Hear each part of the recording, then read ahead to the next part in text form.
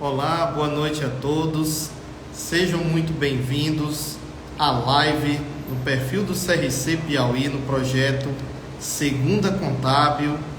Vamos fazer o convite ao nosso professor convidado, nosso querido Ângelo Costa. Nessa noite de hoje,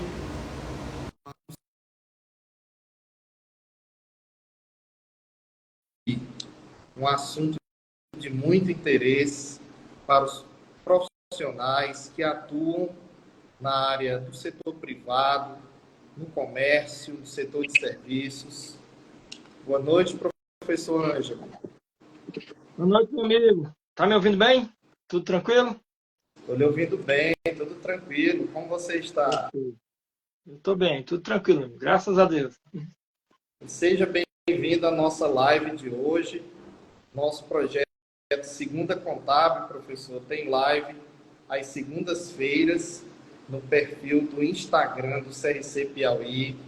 E a gente está muito feliz aqui com a sua presença nessa noite de hoje, nessa segunda-feira. E nós estamos trazendo aqui um tema, professor, de muito interesse da classe contábil, os contadores, aqueles que atuam nos seus escritórios, né, no setor de comércio, de serviços, na indústria, no setor privado de uma forma geral. O nosso tema de hoje é FD Reinf, série 4000, pontos de atenção. Nós teremos aqui 50 minutos, professor, para falar de um assunto que é muito cheio de detalhes, não é isso? Verdade, professor. Muito cheio de detalhes. Isso é bom de olhar com bastante atenção de fato, porque se nós entregarmos errado, a gente pode, de uma certa forma, gerar um crime tributário. Se olharmos lá dentro do artigo 1º daquela lei 837/90, que ele fala que o simples fato de inserir elemento tributário, inserir elementos inexatos sem obrigação acessória, no pior dos cenários da crime tributário, dá um pouquinho de medo quando eu faço qualquer jeito. Então, são 50 minutos para a gente atacar essa série 4000, principalmente os principais, e aí fica redundante essa fala, mas o foco é o ponto de atenção mesmo, essas falhas dentro do processo de preenchimento. Então, deixa eu apresentar aqui o mini currículo do nosso convidado. Não vai ser possível colocar o currículo completo, porque o homem aqui é muito preparado, né? Mas, em resumo, nosso querido professor Ângelo Costa é contador, MBA em Direito Tributário, professor, palestrante, coautor do livro Contabilidade, Auditoria e Gestão Tributária. Professor, para mim você é o cara nesse assunto. Para mim você é um dos melhores do país. E, mais uma vez, repito, eu estou muito feliz de ter você aqui novamente no perfil do CRC para ajudar a classe contábil, não só do estado do Piauí, mas quem puder acompanhar aqui essa live, que vai ficar gravada no perfil do CRC do Piauí. E aí, professor, eu vou iniciar com algumas perguntas.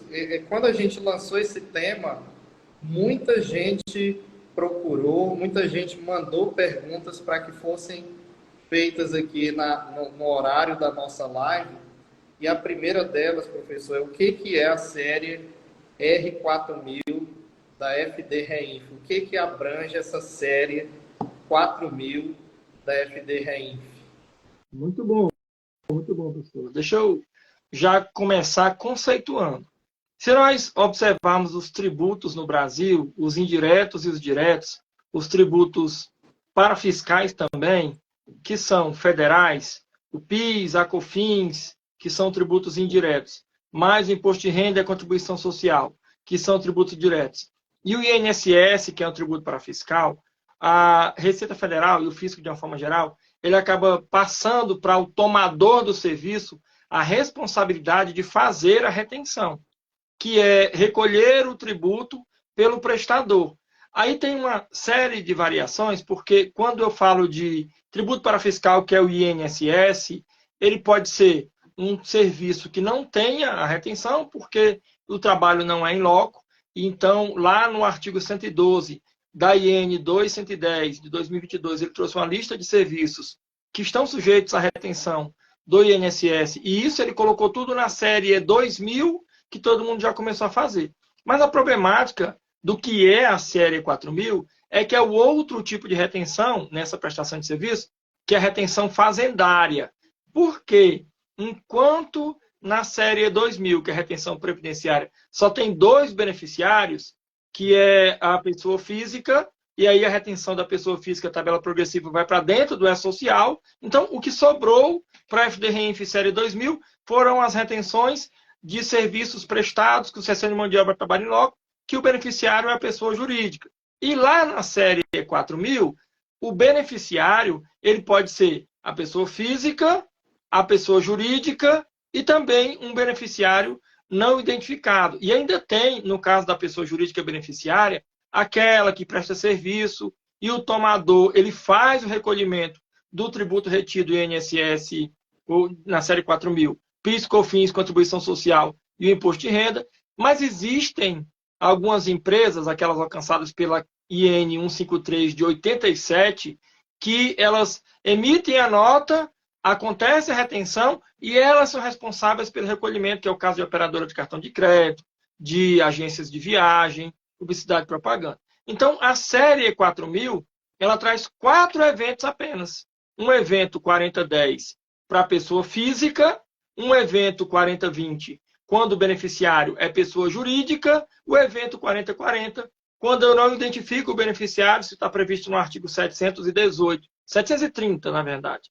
lá do Regulamento de Imposto de Renda, que é o Decreto 9580, e o 718 ele fala da autorretenção, que é o pessoal que é pessoa jurídica, que sofre a retenção, mas eles mesmos fazem o recolhimento.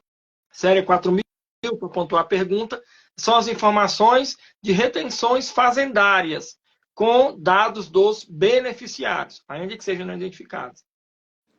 Perfeito, professor. Eita que o homem é fera, viu? Sabe até os artigos decorados da legislação.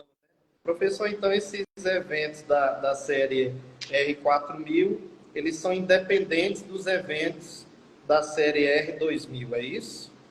Exatamente, exatamente. Se nós olharmos, por exemplo, vamos conjecturar uma situação em que tem uma empresa prestadora de serviço de limpeza. Opa, mas serviço de limpeza é alcançado pelo artigo 31 da 812 de 91, pelo artigo 112 da IN 210 de 2022, com retenção do INSS. Só que essa empresa que presta o serviço, ela está no Simples Nacional, conjecturando aqui uma situação bem hipotética. Se ela está no Simples Nacional, por lei, e aí está lá dentro do artigo 30 e 31 da Lei 10.833 de 2003, que fala da obrigatoriedade de retenção da hoje CSRF, né? PIS, COFINS e Contribuição Social, que nós chamávamos antes de PCC, aqueles 465, que é 065 PIS, 3 de contribuição, e 3 COFINS e 1 de contribuição, ele até mudou para contribuições sociais retira na fonte. Ele fala assim, olha, todo mundo que tomar serviço vai ter que reter PIS, COFINS e contribuição social, até mesmo os condomínios vão ter que fazer essa retenção. Associações, cooperativas. Ei, pera. Gente, se for uma empresa prestadora de serviço que esteja no Simples Nacional, ela não está obrigada, ou ela está dispensada da retenção. Então, para a gente poder conjecturar dessa forma, se a empresa ela é do Simples e tem cessão de mão de obra com trabalho em loco, ela tem retenção da série 2000, mas pode não sofrer a retenção da série 4000, ou, na verdade, nem vai sofrer a retenção da série 4000 porque ela está no Simples. Nem tampouco do artigo 714 e 716, Decreto 9580, que fala da retenção do imposto de renda, com os serviços elencados lá. Então, é uma primeira situação. A outra é, por exemplo, a empresa não tem nada a ver com serviço. A empresa ela vende mercadoria. É um comércio, é a padaria da esquina. Mas os sócios, todo mês, têm o hábito de pegar dinheiro e mandar colocar como adiantamento de lucro. Então, esse lucro, dividendo, ou lucro ou dividendo, quando for distribuído, ainda que de forma antecipada, eu vou ter que entregar na FDREINF, na série 4000, no evento 4010, mesmo que não haja retenção. Porque já foi retido na fonte, ou desculpa, já foi pago o tributo lá na apuração do lucro. Então, seria bitributação se houvesse uma retenção, Nesse caso, ele fala, não tem retenção, mas entrega. Ei, pera, mas é uma empresa do Simples. Sim, também tem a informação do lucro e dividendo. Uma outra situação, a empresa pagou o aluguel. Não tem nada a ver com o serviço prestado ou tomado. Mas ela pagou um aluguel para a pessoa física. Opa, está no artigo 677 do decreto 9580, que fala que todo pagamento que eu fizer para a pessoa física está sujeito a retenção na tabela progressiva. Então, eu vou ter que fazer uma retenção. E onde é que eu vou informar essa retenção? Pera, eu lembrei de uma coisa, então. Tudo que você falou até agora, eu já mandava na DIF. Exatamente isso. O que eu vou entregar na série 4000 é o que eu enviava na DIF. Então, na DIF, eu informava os lucros e dividendos, eu informava o aluguel que eu retive de pessoa física, eu informava PIS, COFINS e contribuição social da pessoa jurídica, o imposto de renda da pessoa jurídica, a remessa para o exterior. Então, não é apenas para os prestadores de serviço e tomadores de serviço.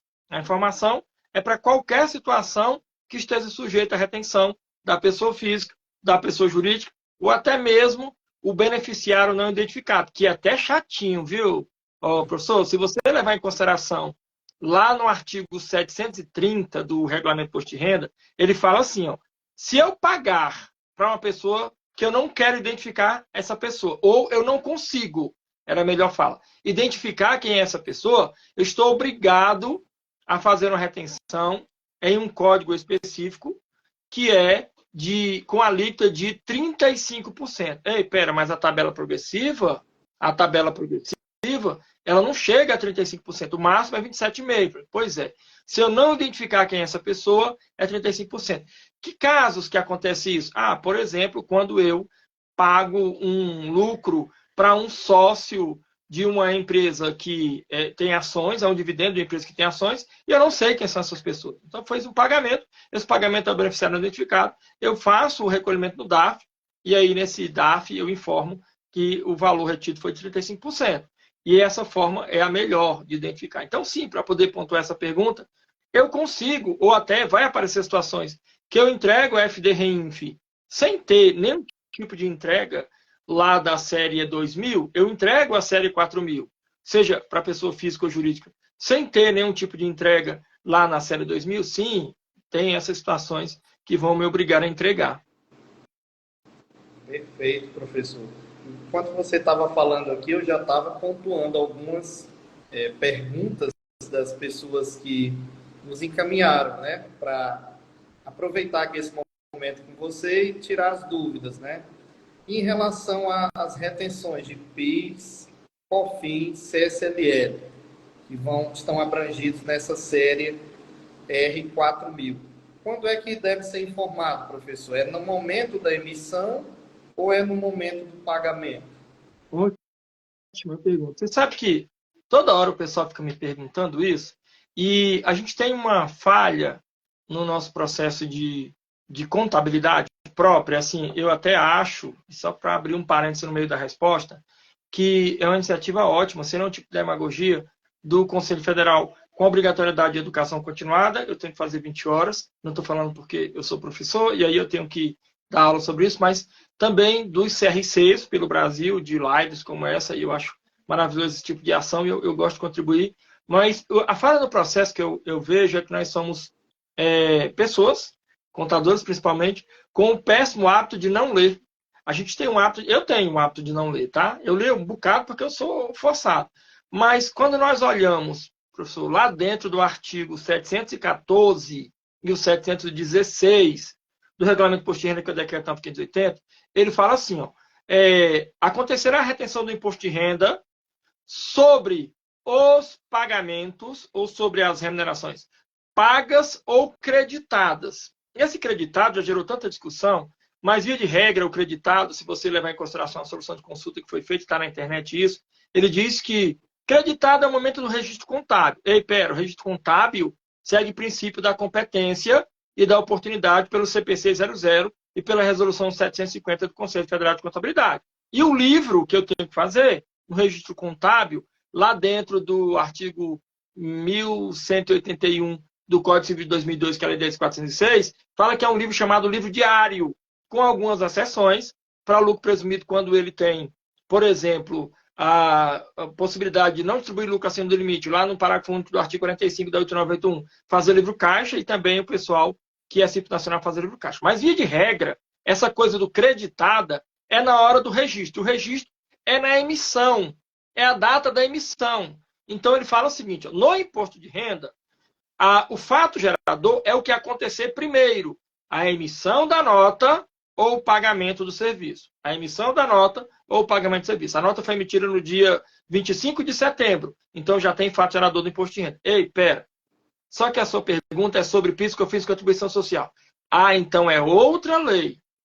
O artigo 30, lá da lei 10.833 de 2003, ele fala assim, ó, todo pagamento efetuado de uma pessoa jurídica para outra pessoa jurídica pelos serviços de limpeza, conservação, zeladoria, manutenção. Então, esses serviços que estão elencados lá estão sujeitos à retenção. Então, para poder pontuar a pergunta, o fato gerador da retenção de PIS, COFINS e contribuição social não é a emissão da nota, e sim o pagamento. Deixa eu até fomentar essa pergunta quando as pessoas me perguntam assim, mas Ângelo, eu não tenho na minha contabilidade acesso ao financeiro. Eu não vejo o financeiro do meu cliente, que lá na padaria é a mulher dele, é o tio, é o pai, é o filho, que é a pessoa do financeiro que paga as contas lá dessa empresa. Só que ele faz a retenção de PIS, COFINS e contribuição social, por exemplo, quando ele contrata um serviço de limpeza. Cara, só que assim, ó, se eu emitir a nota fiscal, ou na verdade o prestador emitiu para você, ou para o teu cliente, a nota fiscal, e nessa emissão, data de emissão, você já considerar fato gerador de retenção do imposto de renda, PIS, COFINS e contribuição social, você vai estar indo contra o que está positivado na norma, que é o artigo 30 da 10.833, que é só reconhecer a retenção quando eu faço o pagamento. Qual que é a lógica disso? Espera aí, ó, se a nota foi emitida em 25 de setembro, eu faço o reconhecimento do imposto de renda retido, no dia 20 de outubro, eu já pago o imposto de renda retido. Mas se eu paguei a nota um mês depois, dia 25 de outubro, opa, o fato gerador da retenção do PIS, COFINS e contribuição social é o pagamento, então é 25 de outubro, eu só vou pagar o tributo retido lá no dia 25 do mês subsequente, que é o mês de novembro. Se eu trago tudo para emissão, eu antecipo o pagamento, o recolhimento lá do PIS, COFINS e contribuição social, e na hora que a Receita Federal cruzar com a E-Financeira, ele não vai bater não, porque na E-Financeira ele vai ter lá o dinheiro saindo do banco do tomador para o banco do prestador, e quando eles forem olhar a nota, aí ele vai ver que a nota foi emitida no dia 25, mas o pagamento foi informado dia 25, e o pagamento real foi no 25 de outubro, um mês depois. Percebeu? Então, assim, ó, a complexidade do fato gerador é uma questão mais cultural do que técnica. O problema vai ser mais gerencial do que técnico. Como é que eu, de um escritório de contabilidade, vou ter acesso ao financeiro? E até, só mais um segundinho para poder falar isso, os órgãos públicos têm tido problemas, porque, normalmente, quem faz o controle da nota fiscal para geração da FDRINF é alguém que não paga. Então, imagina uma secretaria, e eu tive aqui na semana anterior, a semana atrasada, vamos colocar, foi na semana atrasada, uma aula com o pessoal do GDF, do governo do Estado, do Distrito Federal, e eles falaram assim, Ângelo, nós homologamos a nota de serviço prestado para nós geramos a informação contábil, geramos a informação de empenho, mas quem faz o pagamento é a Secretaria Financeira, Secretaria de Finanças, aqui do GDF. Então, eu que entrego o FDRINF, não sei quando foi pago. Então, para mim, eu só vou informar a FDRINF quando eu pegar a nota. Se foi pago, se não foi pago, vai ter uma discrepância do fato gerador que está na norma. Esse órgão público vai seguir a IN 234/2012, que fala que também são os pagamentos. Percebeu? Qual é a dificuldade? Cara, eu não consigo ver os pagamentos. Mas sim, para poder pontuar a pergunta, fato gerador tem que ser os pagamentos efetuados, não a emissão da nota. Então, a resposta, depois de todos os detalhes, né, é que é no momento do pagamento, né, professor? Eu tenho perguntas aqui estão sendo formuladas ao vivo, enquanto o senhor está falando. Logo na sequência eu vou colocar aqui, mas eu vou seguir com algumas que a gente já tinha programado e deixar mais para o finalzinho as outras perguntas aqui de quem está acompanhando a live ao vivo. Então, professor, em relação aos trabalhadores, né, nós devemos informar em que momento os trabalhadores com vínculo e sem vínculo na REINF. Qual o momento, professor? Boa pergunta. Isso é uma ótima pergunta, porque está martelando na minha cabeça ainda. Eu estava agora dia 31 de outubro no CRC do Ceará e essa pergunta apareceu 5 vezes. Eu não sei se eu respondi mal ou se o pessoal não estava conseguindo entender ou se o pessoal estava displicente lá e depois perguntou de novo. Mas assim, ó, o que diz a legislação?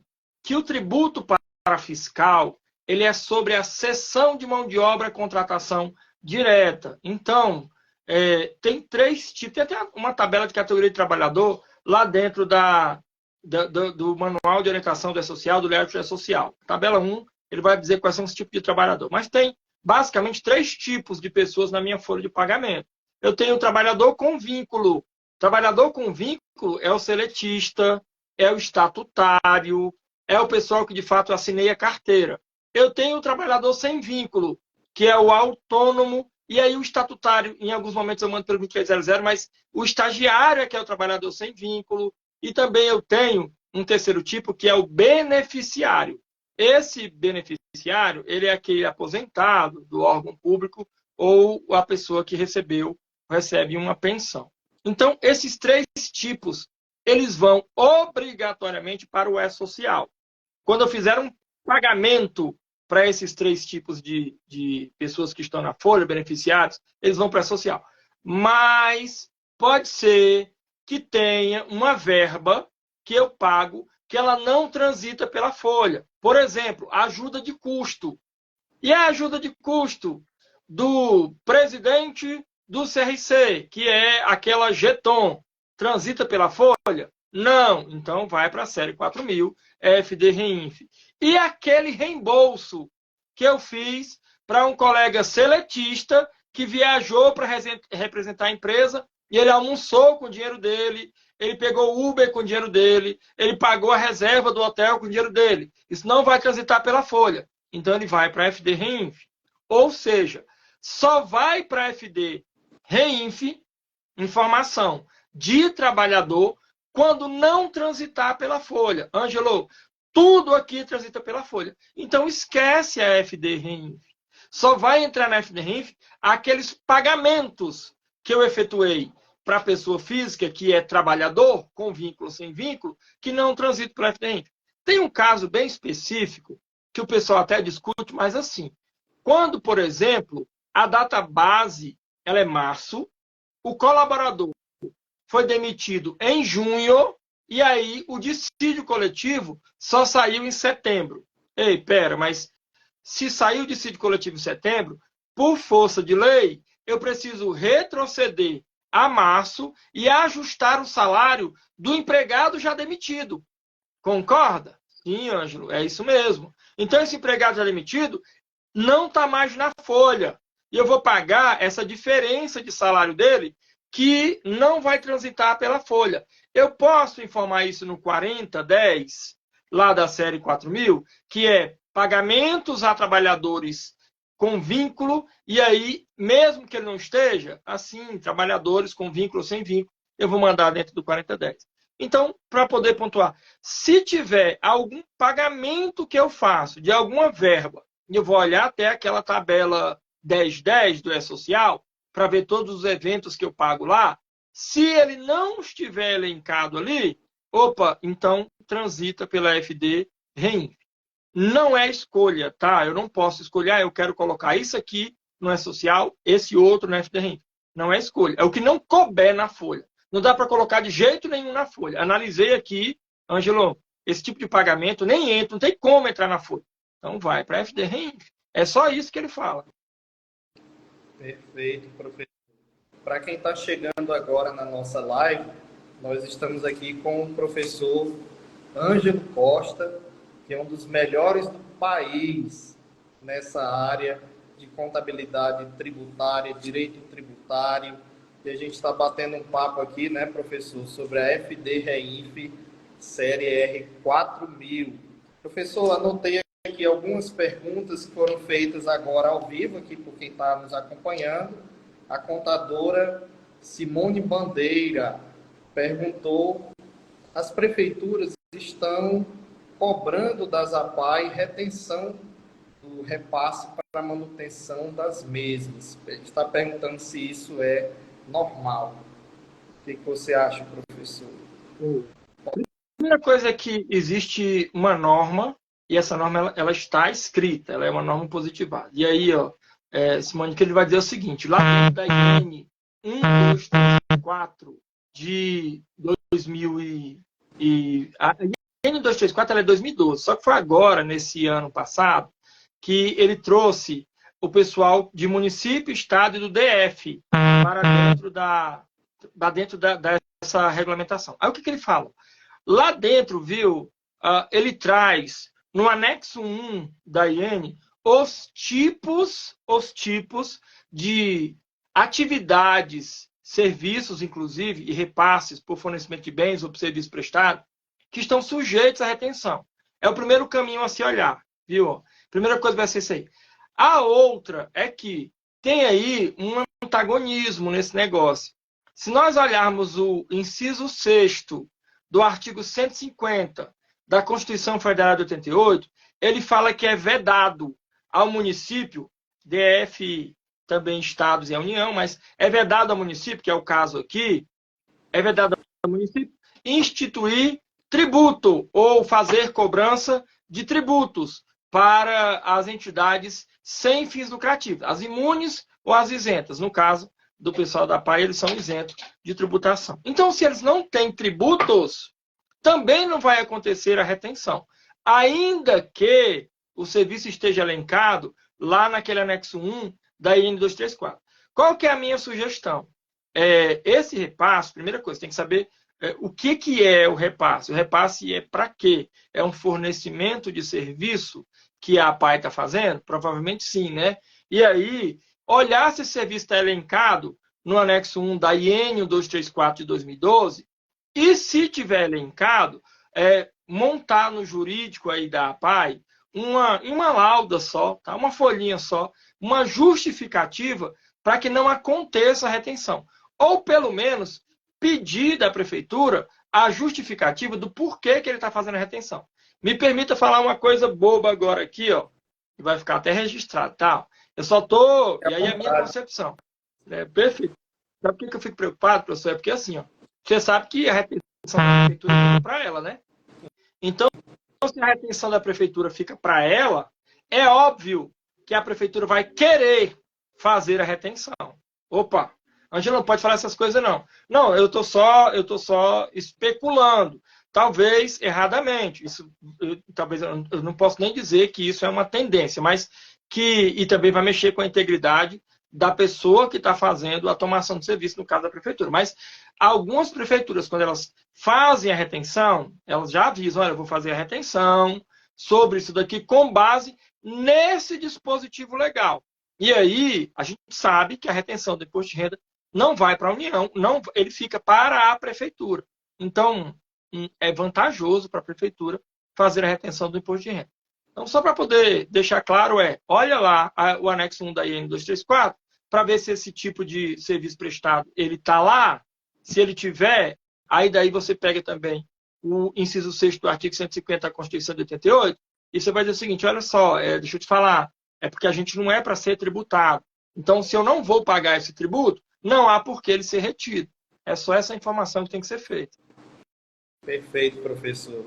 Eu atuo no setor público, né, professor? Eu sou contador da área pública e eu posso lhe dizer, confirmar o que você falou. Realmente, as prefeituras e o Estado, os estados também, né? Eles preferem reter esses tributos federais porque eles acabam ficando para eles na arrecadação, né? Então, está respondida a pergunta da nossa querida contadora, professora Simone Bandeira, está aqui prestigiando, acompanhando a nossa live. A gente tem também a pergunta da Silene, perfil Silene39, deve ser Silene o nome, né? Boa noite. Empresa optante do Simples de publicidade deve fazer autorretenção do imposto de renda no evento R4080? Boa pergunta. Boa pergunta. Hoje, o evento 4080, ele é todo baseado em duas legislações. Primeiro, é lá no artigo, já o primeiro, daquela IN 153 de 87. Se você olhar na internet, até é difícil de achar essa instrução normativa, que ela é tão antiga. Aí lá, ele traz uma série de atividades que são obrigadas a acontecer a autorretenção. Aí, especificamente, publicidade e propaganda, ele está no artigo 718 do decreto 9580, que é o regulamento do imposto de renda. Lá ele fala assim, ó, as empresas de publicidade e propaganda estão sujeitas à retenção de 1,5%. E essa retenção de 1,5% é feita sobre o serviço prestado por publicidade e propaganda e repassado ao fisco brasileiro, nenhum outro, apenas a retenção de 1,5% sobre isso daí. O detalhe é que as empresas optantes pelo Simples Nacional, elas não estão sujeitas ao pagamento do tributo separado, igual lá na lucro presumido e lucro real. Então, ele já tem uma apuração do tributo especificamente junto, e a retenção ficaria complexa de aproveitar, segundo a Receita Federal e o próprio fisco, eles desvincularam essa obrigatoriedade de retenção quando a empresa ela é do Simples prestando o serviço. Então, a empresa do Simples que presta o serviço, ela está dispensada de qualquer retenção, inclusive essa de publicidade e propaganda. Qual que é a complexidade do negócio? É que, normalmente, o tomador de serviço de publicidade e propaganda, de operadora de cartão de crédito não, porque quando fala de corretagem, aí todo mundo vai para o lucro real, não pode ser a empresa do Simples. Mas agências de viagem pode estar no Simples Nacional, tem outros que se enquadram lá dentro dessa coisa da autorretenção, que podem estar no Simples Nacional. Fica aí um delay, a lei brigando com ela mesma, porque ele fala assim, ó, empresa do Simples está dispensada de sofrer retenção. Opa! Empresa de publicidade e propaganda estão obrigados a fazer a autorretenção. Pera, então se a empresa de publicidade e propaganda está obrigada a fazer a autorretenção, significa que o tomador sempre vai pagar o valor bruto da nota. E aí o Simples Nacional, no caso dessa empresa especificamente de publicidade, ela deve mandar, junto com a nota, aquela declaração de Simples Nacional, que está na 966, né? IN 966, acho que é de 2009, não lembro o número dela, o ano dela, que ela, sei que é a 966, que ele fala assim, olha, a empresa do Simples dispensada de sofrer a retenção, seja feita recolhido pelo tomador ou recolhido pelo próprio prestador, que é a autorretenção, quando ela está dispensada, tem que ir junto da nota fiscal aquela cartinha. Então, qual que é a minha sugestão? Mandar a nota fiscal da publicidade e propaganda já com a cartinha de optante pelo Simples Nacional, dizendo que está dispensado de sofrer retenções. Até porque o tomador não precisaria informar isso em DIF. E agora, o 4080, ele é só para o prestador informar, tirou agora com a IN 2163 que saiu agora, não foi dia 16 de outubro, dizendo assim, olha, o tomador de serviço de autorretenção, ele tem que fazer mais nada. Ele pode esquecer, só que quem vai mandar é o prestador. Então, não precisa sofrer a retenção e automaticamente tem que mandar a cartinha lá para dizer que não é para acontecer essa informação da autorretenção. Perfeito, professor. Então, estamos com a Silene39, o perfil fez a pergunta aqui, respondido. Tá aí, Silene. Aproveitou, né? Nós estamos aqui com especialistas, os melhores do país. Eu sou seu fã, professor. Vou passar essa live todo dia dizendo típico. Cara, você realmente é muito no assunto. Viu? É só aproveitar algumas manifestações aqui do MR Conte, que diz que a live está ótima. A Erozinha é a nossa coordenadora do CRC Mulher, a contadora Eronildes, excelente live. A contadora Tassiara também, ótima live. ML Contábil desejou uma boa noite a todos. Enfim, vamos continuar aqui com as perguntas, professor. Tem muita pergunta e essa live é uma das maiores audiências que nós já tivemos aqui no nosso projeto Segunda Contábil. A gente está com um pico muito alto aqui de participantes. Ainda precisa informar o cartão de crédito na REINF, professor? Como é que fica isso? Graças a Deus, não, né? Isso aí é uma vitória dos conselhos de contabilidade e também do pessoal do CFC, o pessoal da FENACOM. Eu até, para poder fazer uma adendo, eu não sou vinculado ao CRC do DF. Eu moro no DF, eu tenho uma parceria e dou aula no CRC DF todo ano, eu assino contrato, renovo edital, aí eu acabo assinando contrato para dar aula para o CRC DF. Participei logo no começo, quando era o Adriano Marrocos presidente, do Comitê Colaborativo do SPED pelo CRC DF, dentro do Conselho Federal e da Receita Federal. Muito bom, agregou demais.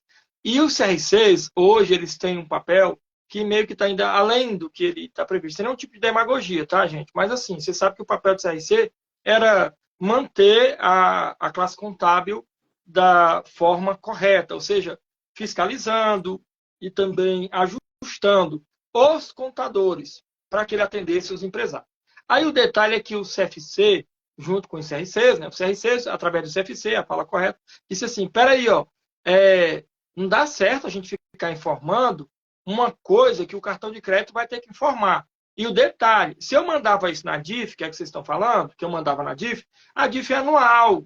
Então, a DIF, eu esperava terminar o ano, aí a operadora de cartão de crédito mandava para nós um extrato com o valor da taxa do cartão e o valor retido na fonte. E anualmente eu dizia lá na DIF que teve esse valor de retenção dessa taxa cobrada de manutenção da operadora de cartão. Na FDRINF isso vai ser mensal. Eles vão entregar o 4080 mensalmente, falando qual é o valor da taxa cobrada e o valor da retenção, da auto-retenção. Eu vou ter que mandar também, então todo mês eles têm que me enviar o extrato. Não vai dar certo, não. Aí pediram, não, tira isso, tira. Aí, a IN 2163, que caiu no dia 11 de outubro de 2023. É atualizado no dia 16 de outubro. É porque ela saiu com o texto todo cheio de falha. No dia 16, eles só arrumaram o texto lá, colocaram umas besteiras no meio. Falando assim, gente, deixa eu te falar, ó, pessoal de cartão de crédito, vocês, cartão de crédito, empresa de cartão de crédito, tinha empresa de cartão de crédito falando que não ia mais fazer auto-retenção. Não é ela que escolhe, não. Teve empresa do Brasil que falou assim, ó, do Brasil, claro, né? De São Paulo, falou assim, ó, eu não vou mais fazer auto-retenção, não, tá? Fala pro seu contador que ele não tem mais que me pedir extrato, que eu não vou mais fazer auto-retenção. Oxi! E ele pode escolher fazer ou não fazer? Não pode, ele tem que fazer auto-retenção. E aí, os contadores teriam que mandar. Então, a IN 2163 fala o seguinte, a partir de janeiro é que eu quero receber do povo do cartão de crédito essas informações da auto-retenção. E você, que é uma empresa, comércio, que tem a operação de cartão de crédito, esqueça, você não precisa mandar mais nada. Então, quem tem operação de cartão de crédito, não precisa mais enviar, está no parágrafo 3º do artigo 1º, lá daquela IN 2163, saiu agora no dia 16 de outubro, que até o parágrafo 4º, ele fala que eu não preciso mais mandar. Não manda mais nada, graças a Deus. Estamos dispensados disso. Um trabalho a menos, né, professor? Posso para a próxima pergunta? Tem muita pergunta aqui, professor, mas nós temos ainda um tempo, então acredito que a gente vai conseguir contemplar a maioria aqui, quem está nos acompanhando. A nota fiscal não tem informação do tipo de serviço. Quando a nota fiscal não tem essa informação, isso vai trazer problemas no envio da REINF? Boa pergunta. Já ouvi bastante isso. Traz, né? Traz sim. Sabe por quê? Se você olhar, eu tenho vários problemas, inclusive. Deixa eu... Em um segundo é forma de falar, mas rapidamente. Se você olhar aquela lei complementar 116 de 2013, ela fala do ISS. Se eu não disser qual é o código de serviço, vai ficar difícil saber qual é a alíquota do ISS. É verdade, então é obrigado a saber qual é o código de serviço para poder apurar o ISS. Então, por que eu não precisaria de um código de serviço para poder saber qual é a alíquota do imposto de renda? Tudo bem, PIS, COFINS e contribuição social, artigo 30, lei 10.833, e no artigo 31 fala que a retenção ela é 0,65 para o PIS, 1% para a contribuição, 3% para a COFINS. Não muda, é os 4,65. Mas o imposto de renda muda. Lá no imposto de renda ele fala assim, ó, Artigo 714. Gente, se o serviço for serviço de construção civil, com emprego de material, serviços hospitalares, serviços... Ele traz uma série de serviços... desculpa, lá no artigo 714, estou bugando aqui, ó. 714, ele fala assim, ó, se for serviço de natureza profissional, que é serviço de auditoria, consultoria, contabilidade, advocacia, isso no segmento privado, tomador privado. Então, a alíquota é de 1%. E vai trazer uma lista gigantesca de serviços. Se o serviço for no artigo 716, serviço de manutenção, de limpeza, de conservadoria, de vigilância, a alíquota é de 1%. Se for serviço de natureza profissional, recapitulando, serviço de natureza profissional, a alíquota é 1,5%, artigo 714. Serviços de natureza de contratação, terceirização, que aí vai ser zeladoria, conservação, limpeza, manutenção, é 1%. Ou seja, o tipo de serviço vai identificar qual é a alíquota do imposto de renda. Aí lá no tomador público, que é o que eu estava falando agora, confundindo, que é serviço de construção civil, serviço de hospitalar, serviço com emprego de material. Então, esse serviço, a alíquota é 1,2% quando o tomador é público. Lá embaixo, no final dessa tabela do anexo 1, ele fala assim, ó, tomador público, demais serviços do imposto de renda, a alíquota é 4,8%. Ou seja, se eu não disser qual é o tipo de serviço exato dentro da nota, vai ficar muito subjetivo. No órgão público como tomador, que é ele que vai entregar o negócio, ele vai colocar 4,8%. Demais serviços. De repente, é um serviço que a alíquota de retenção era 1,2%. Se o tomador é privado, e eu não especifico o tipo de serviço, ele vai ficar no limbo. Pode ser 1,5% a retenção, pode ser 1%, vai ficar meio vago. E aí eu vou vincular a retenção de PIS que eu fiz contribuição, posso vincular errado. E aí tem um detalhe. Se eu informo um serviço errado dentro da nota, a alíquota vai ficar errada, a retenção vai ser errada e afeta o fluxo de caixa da empresa. Por quê? Se eu sou uma empresa que presta serviço, eu aqui prefiro não sofrer a retenção. Por quê? Eu recebo o valor total da nota fiscal, eu tenho até o dia 20 e dia 25 do mês subsequente para pagar o meu tributo, que é o tributo mensal, INSS, PIS e COFINS, e o imposto de renda e contribuição social, eu normalmente faço apuração trimestral, se eu tiver no presumido, ou apuração anual, se eu for um lucro real, por estimativa, ou um lucro real, balanço de suspensão eu vou fazer mensalmente. Então, o período de apuração é diferente. Se eu sofro a retenção, automaticamente vai vir menos dinheiro para minha conta. Eita, eu vou receber uma nota com valor líquido que eu podia estar usando esse dinheiro para outra coisa. Afeta o meu fluxo de caixa. Então, além de identificar corretamente o tipo de serviço da nota, para poder a alíquota sair correta, eu preciso fazer uma codificação agora dentro da FDRINF 04000. O evento 4020, professor, ele fala assim, ó, o tipo de serviço ele tem um código para cada um. E é serviço para caramba. Tem uma lista gigantesca lá no evento 4020, tabela que traz na tabela que vai trazer lá a tabela 10, tabela 1, no grupo 15, que é o tomador privado, grupo 17 e 18, quando os tomadores são públicos, tipos de serviço sujeito à retenção, codificados para não ter problema. Sim, pontuando, vai dar problema se eu não entregar com a identificação do tipo de serviço. Então, o contador tem que ter atenção com isso, né, professor? Se a nota fiscal não tiver essa informação, isso pode dar problema, né? Verdade. Da Helena, né? Helena Mari fez aqui a pergunta: professor Ângelo, igrejas evangélicas precisam apresentar a REINF 4000? Boa pergunta. Vou te falar o seguinte, ó. É uma pergunta que tem uma resposta paradoxa. Sim e não. Como assim não? Vamos começar pelo não. Gente, igreja evangélica está enquadrada no inciso 6º do artigo 150 da Constituição de 88, que fala que são entidades imunes de tributação, não sujeitas a nenhum tipo de tributo, tá? Inclusive já tem um acórdão do STJ dizendo que não é para cobrar nem no estacionamento, que é a igreja que administra. A renda do estacionamento também não paga tributo. Ok, então não entrega porque ela não tem essa informação de, sim, ok, não tem tributo. Só que a igreja, pensa comigo, como é que ela faz a contratação do pedreiro? É uma empresa de empreitada ou é um autônomo? Como é que ela faz a contratação do serviço de limpeza? É o próprio pessoal da igreja que limpa ou a igreja paga um zelador?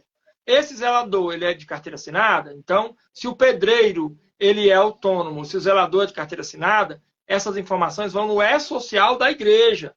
A igreja entrega o E-Social.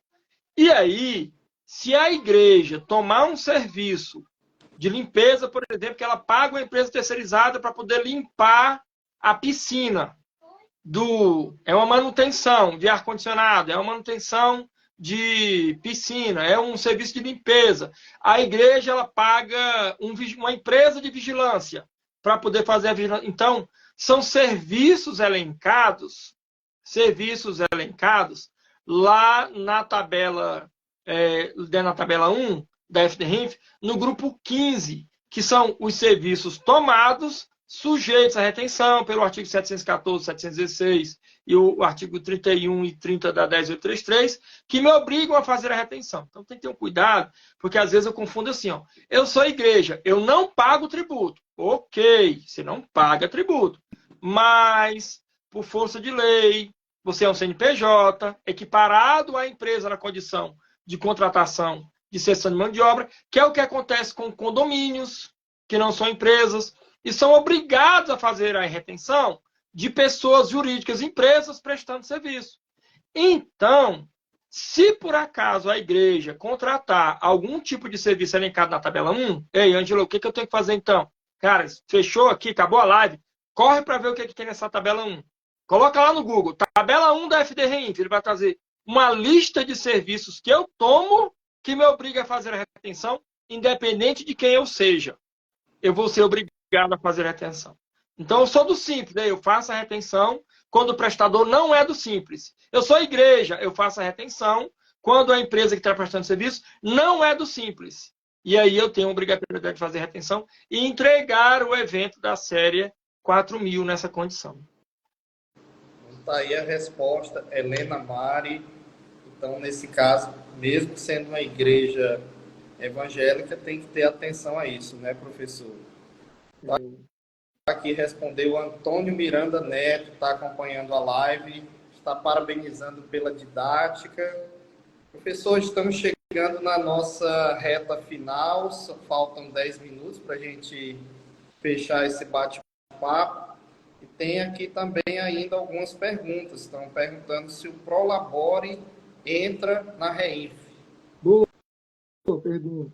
Olha só, está dentro do artigo 9º daquele decreto 3.048 de 99, que pelo menos um dos sócios tem que fazer recolhimento do Prolabore, né? Pelo menos um. Só que Prolabore é um tipo de prestação de serviço. Ou é o nome do salário. Vamos usar a colega que falou de igreja agora, ou usar essa ideia, que é assim, ó.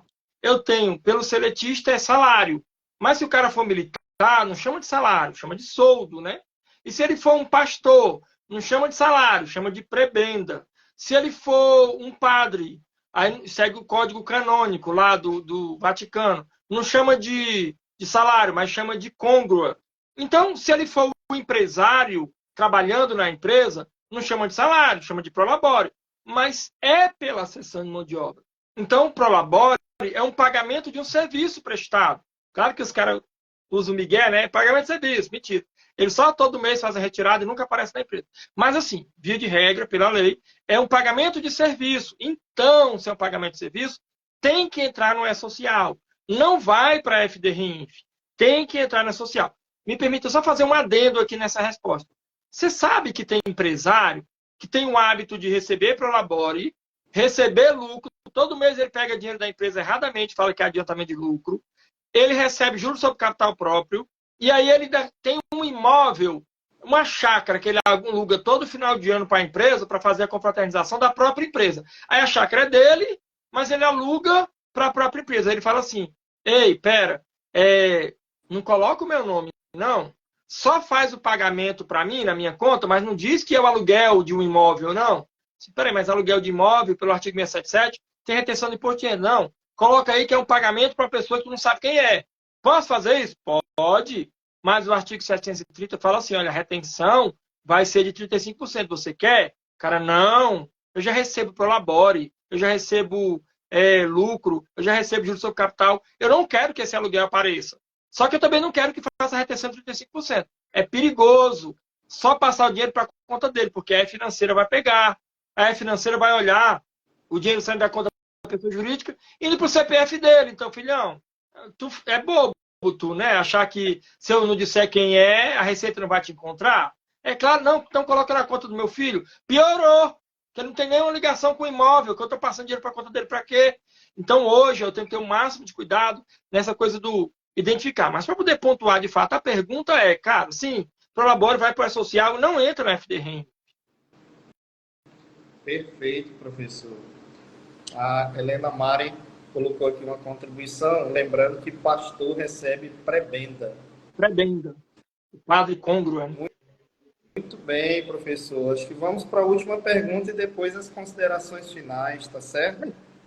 Sim. Pergunta: posso pagar um DARF no Siscalc Web e entregar a REINF? Boa. Eu escuto muito isso, tá? E, inclusive, já está acontecendo na prática, viu, professor? Você sabe que quando começou essa brincadeira, era só o E-Social lá em 2013. Aí, a FDRENF nasceu para eu informar a terceirização, retenção previdenciária na terceirização. Eles viram que era bom, colocaram também a retenção fazendária na terceirização ou na cessão de mão de obra de uma forma geral e ainda levaram para dentro dela outros tipos de retenção. Até a remessa para o exterior vai lá no caso de igreja, por exemplo, associação, a APAI, qualquer um que manda dinheiro para o exterior vai ter que informar lá. Qual que é o detalhe? É que quando eu entrego o E-Social e a FDRENF, automaticamente vai ser gerada a DCTF Web. Essa DCTF Web, que está naquela IM 2005, ele fala que, começando a FDRENF, eu sou obrigado a pagar o documento que foi gerado automaticamente pela DCTF Web. Existe um documento gerado automaticamente na DCTF Web. Ah, tá. Então, imagina que eu entreguei a FDRENF.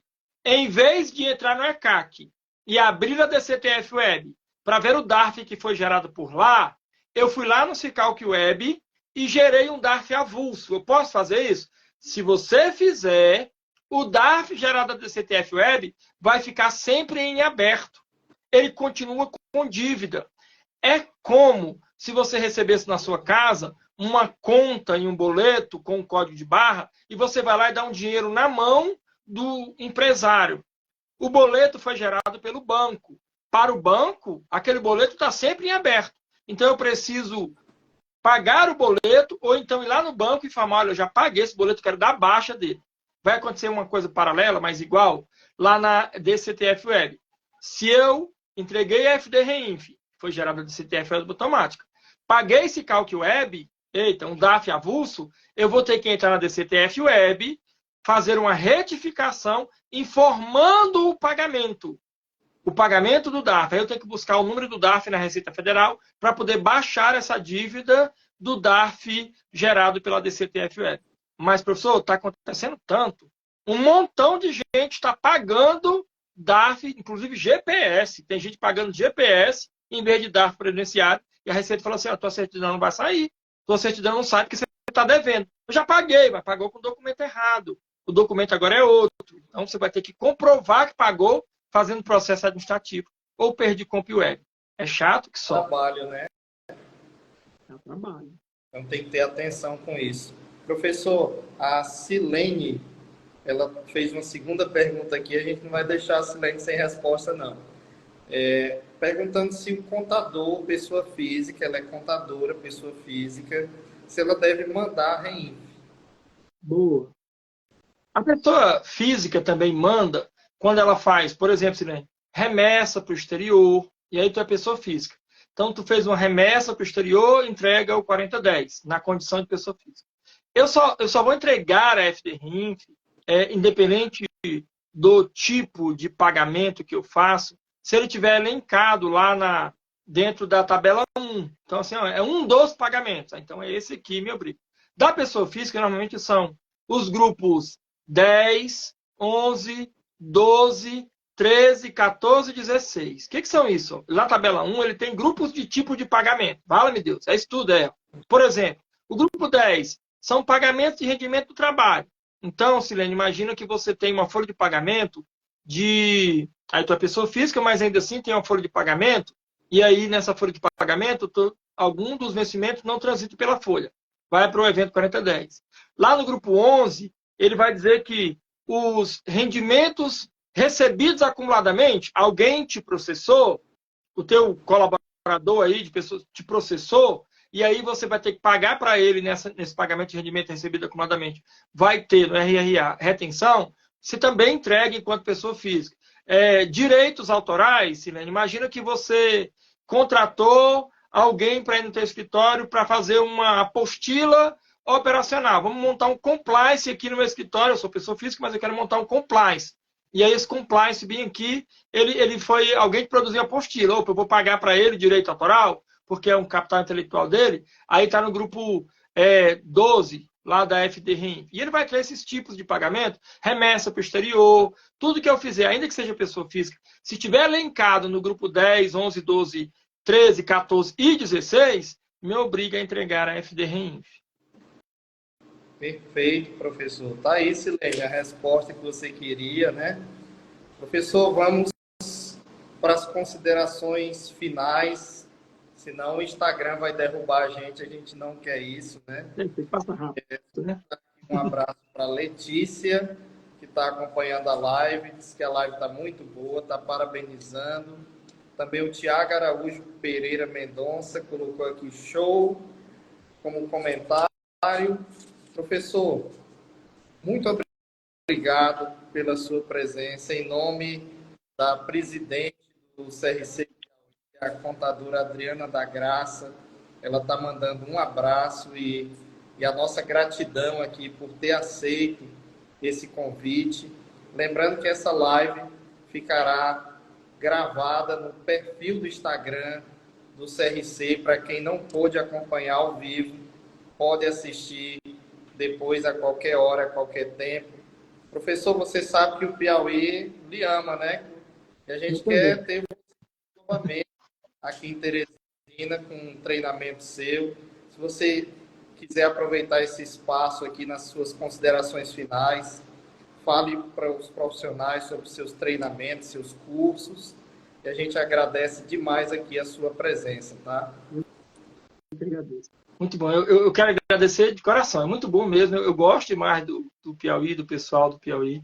Eu tive agora esse ano dando aula pelo IPOG. Eu dou aula no IPOG, o pessoal da pós-graduação, e também dou aula pelos CRCs. Hoje, basicamente, a minha rotina é rodar o Brasil pelos CRCs. Na semana passada, eu estava em Fortaleza, pelo CRC de Ceará, e na próxima sexta agora eu já vou para o Maranhão, mas é pelo IPOG, e estava também em São Paulo. Você acaba rodando o Brasil todo, fazendo amizade, mas tem um quê de diferença do pessoal do Nordeste de uma forma geral. Me entupiram de cajuína e doce de buriti. Até no hotel que a gente fica aí no Arreio, Gran Arreia, eles já na entrada já te dão doce de buriti. Eu falei, pô, eu tenho que comer. Então, você volta mais gordinho. Isso é que é o legal do negócio.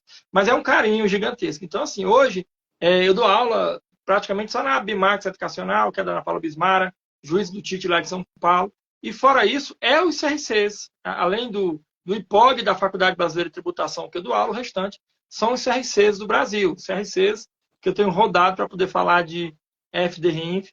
E estou sempre à disposição, meu amigo. Precisando conversar sobre assunto offline, conta comigo. Às vezes na correria eu demoro ali para responder um pouquinho o WhatsApp, mas sempre que possível eu respondo. E também, claro, quando quiser convidar, eu estarei sempre à disposição, seja remoto, seja presencial. É muito bom a gente contribuir com a classe contábil, né? Fazer essa parceria muito legal. Então, conta comigo. E obrigado pelo convite. Obrigado, professor. No ano passado, nós fizemos uma capacitação online e ela está salva no nosso perfil do YouTube do CRC.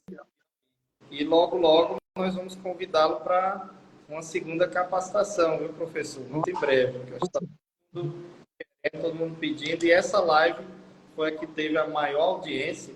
Nós realizamos 32 lives no perfil do CRC e essa que registrou o maior pico de audiência. Professor, boa noite, muito obrigado. Obrigado a todos que acompanharam aqui. E vamos seguir com as próximas lives no nosso projeto Segunda Contábil, trazendo outros temas de outras áreas, da área de perícia, auditoria, contabilidade do setor público e todas as outras áreas da contabilidade. Boa noite, obrigado, professor. Fique com Deus. Eu que agradeço. Até mais. Até mais.